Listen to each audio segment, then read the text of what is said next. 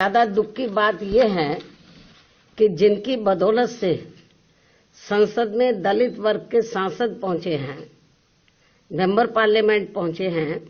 वो भी अपनी अपनी पार्टियों के आकाओं को खुश करने के लिए दलित उत्पीड़न के मुद्दों पर अधिकांश चुप ही बैठे हैं। चाहे वो दलितों के उत्पीड़न का मामला अपने देश का हो या फिर बांग्लादेश का हो। तो वहीं दूसरी तरफ पड़ोसी देश बांग्लादेश में हिंदू जो बड़ी संख्या में जुर्म जाति के वहां शिकार हो रहे हैं, उसमें अधिकांश संख्या उन दलितों की है, उन वीकर सेक्शन के लोगों की है, कमजोर तबके के लोगों की है, खासकर दलितों की है, जिनकी भारत देश में बहुलता होते हुए भी बंटवारे में जबरन उनको बाबा साहब डॉक्टर भीमराव अंबेडकर को संविधान सभा में चुनकर भेजने की सजा के तौर पर पाकिस्तान को दे दिया गया था।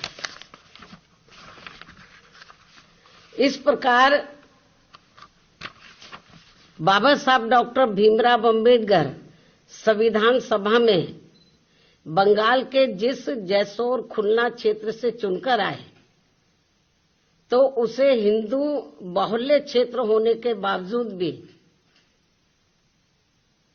षड्यंत्र के तहत पहले पाकिस्तान के हवाले कर दिया, जो अब बांग्लादेश में है। वो क्षेत्र अब बांग्लादेश में है, और जिस क्षेत्र को पहले पाकिस्तान के हवाले कर दिया था, जो अब बांग्लादेश में है, तो हिंदुओं में भी अधिकांश संख्या वहां वीकर सेक्शन की थी, जिससे फिर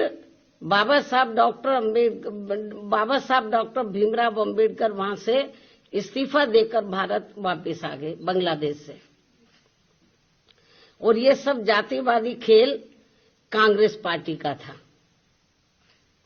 और अब जब वहां इनका शोषण हो रहा है, तो विपक्ष की ये मुख्य पार्टी इस पर चुप है, कांग्रेस पार्टी चुप है, और अब वह केवल मुस्लिम वोट के लिए संभल चिल्ला रही है। इस मामले में कांग्रेस, सपा व इनके समर्थक दल एक ही थाली के चट्टे बट्टे हैं। ऐसे में बीजेपी व उनके नेतृत्व में चल रही केंद्र की सरकार अपनी जिम्मेवारी को आगे बढ़ चढ़कर निभाए, ताकि शोषण का शिकार हो रहे दलित वर्ग के लोगों का वहां और ज्यादा शिकार ना होना पड़े, जिनकी तादाद वहां बहुत ज्यादा है। या फिर कांग्रेस की इस गलती का, जो अब वहां दलितों को नुकसान उठाना पड़ रहा है, तो उन्हें वहां की सरकार से बातचीत करके भारत में वापस लाया जाए।